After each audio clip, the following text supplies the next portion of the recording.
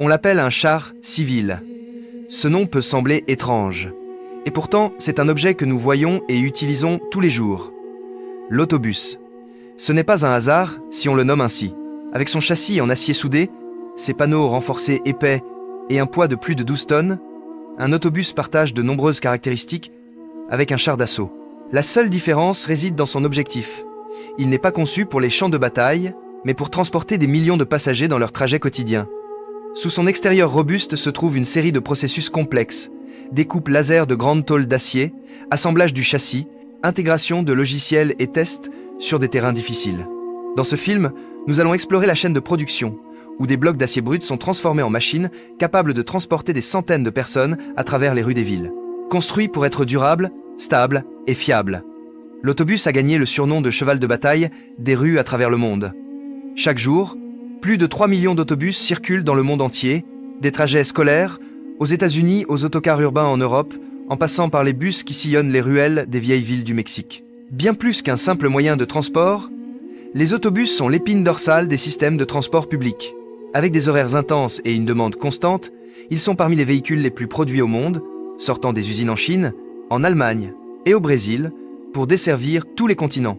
Ce qui rend les autobus fascinants, c'est leur identité culturelle. Au Guatemala, les chicken bus éclatent de couleurs et d'œuvres d'art, tandis qu'à Londres, les célèbres Routemaster rouges sont des symboles rétro de la ville. Chaque région raconte son histoire à travers la carrosserie, la peinture et le design de ses autobus, les transformant en icônes culturelles des communautés qu'ils desservent. Le voyage d'un autobus moderne commence non pas avec le moteur, mais avec des tôles d'acier plate, la matière première, qui formera son squelette. Dans la zone de traitement, les plaques d'acier sont récupérées d'un système de stockage automatisé, où des rayonnages géants livrent les matériaux aux machines en moins de 30 secondes. Ces tôles passent ensuite dans une ligne de découpe laser tridimensionnelle contrôlée par ordinateur. Avec une puissance de plusieurs kilowatts, le laser perce le métal, créant des panneaux avec une précision inférieure à un dixième de millimètre, même sur des lignes courbes. Découper avec de la lumière semble futuriste, mais c'est aujourd'hui la norme industrielle. Combien de panneaux faut-il, selon vous, pour assembler un seul autobus? Après la découpe, les matériaux passent à la station de formage. Des presses hydrauliques appliquent des centaines de tonnes de force pour façonner des pièces comme les parois latérales, les sections de toit et les nervures structurelles. Certaines pièces sont pliées par des machines automatisées, mais des techniciens qualifiés supervisent et inspectent chaque étape. C'est cette collaboration entre machines avancées et savoir-faire humain qui crée un châssis solide, la base de l'autobus entier.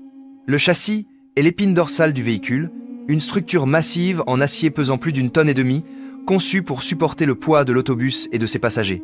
Pour le construire, des dizaines de poutres en acier rectangulaire sont placées dans des gabarits fixes, alignées avec une précision millimétrique, puis soudées en un corps unifié. Les usines modernes utilisent des techniques de soudage rapide, appréciées pour leur efficacité. Les soudures sont réalisées par des artisans qualifiés, aidés par des fixations hydrauliques et des bras robotiques qui maintiennent une pression constante, réduisant les erreurs et accélérant le processus. Chaque soudure atteint des températures proches de 3000 degrés Celsius, fusionnant l'acier au point de contact. Les étincelles brillantes signalent le travail du courant de soudage. Une fois le châssis terminé, des grues soulèvent les panneaux de toit et latéraux, guidés par des codes couleurs et des capteurs de positionnement. Chaque section s'ajuste parfaitement. La solidité du châssis vient non seulement de la qualité de ses matériaux, mais aussi de la continuité de ses soudures. C'est cette base qui permet à l'autobus de rouler en toute sécurité sur des centaines de milliers de kilomètres. Le châssis soudé n'est pas encore prêt pour l'assemblage. À ce stade, il est en métal nu, avec des soudures exposées et une surface non protégée.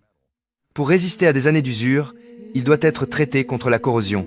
Le processus commence par un lavage à haute pression, où de l'eau chaude mélangée à des agents dégraissants élimine poussière, graisse et impuretés. Ensuite, le châssis passe par une série de bains chimiques automatisés. Chaque cuve a un rôle précis. Un bain acide pour éliminer la rouille, un bain alcalin pour neutraliser, un rinçage à l'eau purifiée, et enfin un bain de revêtement protecteur. Dans ce dernier, la surface d'acier réagit avec une solution riche en zinc ou manganèse, formant une couche cristalline qui protège et favorise l'adhérence des futurs revêtements. Après le dernier bain, des capteurs vérifient la conductivité de la surface. Si elle ne respecte pas les normes, le châssis est retiré de la ligne. Invisible mais essentielle, cette couche garantit une protection durable contre la corrosion. Si le châssis est le squelette, la peinture est la peau, la première chose qui attire le regard. Cette étape allie ingénierie et esthétique.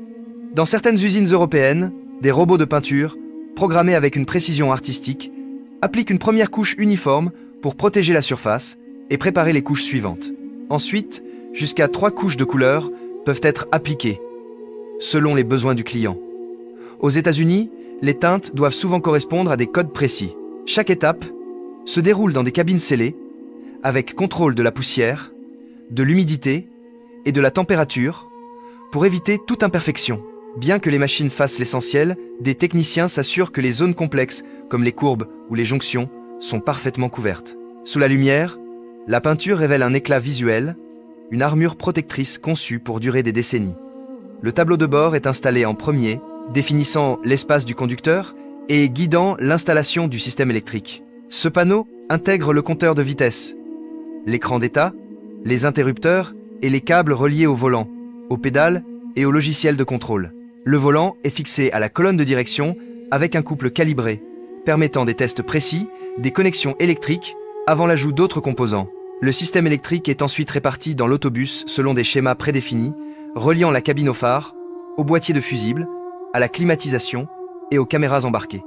Des robots aident à regrouper les câbles, mais chaque connexion est vérifiée manuellement.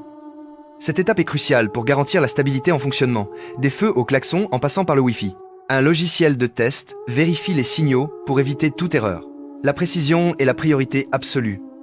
Si le tableau de bord est le centre de commande, le moteur et la transmission sont le cœur musclé, transformant les données en mouvement. Chaque moteur est usiné avec une précision extrême. Les blocs d'aluminium sont façonnés par des machines automatisées pour créer des logements de moteurs précis. Pistons, arbres à cames et systèmes de valves sont assemblés avec des tolérances presque invisibles à l'œil nu. Une fois prêt, le moteur, pesant des centaines de kilogrammes, est soulevé par des bras robotiques et aligné avec des capteurs laser pour une intégration parfaite. La transmission, les essieux et la suspension sont connectés, formant l'épine dorsale qui garantit force, stabilité et confort de conduite.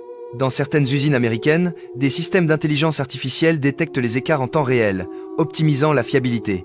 Le moteur est prêt, mais l'intérieur reste vide. L'installation intérieure commence, donnant une âme à la machine.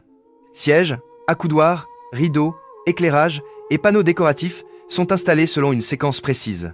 Chaque siège est aligné sur des rails coulissants, fixés au sol avec un espacement uniforme. Dans certaines usines, des systèmes à rouleaux permettent d'installer une rangée entière en quelques secondes. Les techniciens travaillent en équipe, chacun avec une tâche spécifique, comme visser les sièges ou vérifier les poignées et les éclairages. Dans un espace aussi restreint, la précision est essentielle pour éviter de tout recommencer. Une fois les systèmes internes terminés, les techniciens passent à l'étape finale, transformant le châssis en véhicule fonctionnel. Des robots installent le pare-brise avec une précision extrême. Les portes sont fixées à l'aide de grues, alignées manuellement. Les roues sont montées avec des outils à couple contrôlés, surveillés par des capteurs pour éviter tout serrage excessif.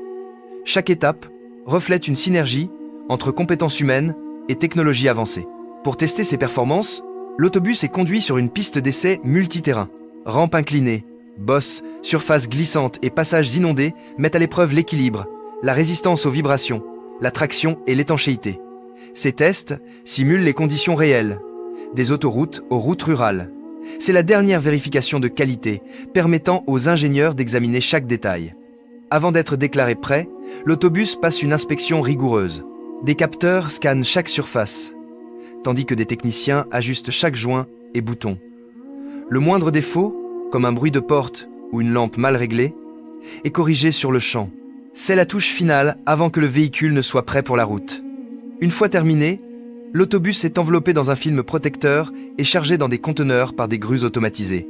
Il est ensuite transporté vers des ports, puis expédié vers des destinations à travers le monde. Showroom aux États-Unis, concessionnaire en Europe ou centre de livraison en Asie, tout cela planifié dans un réseau logistique précis.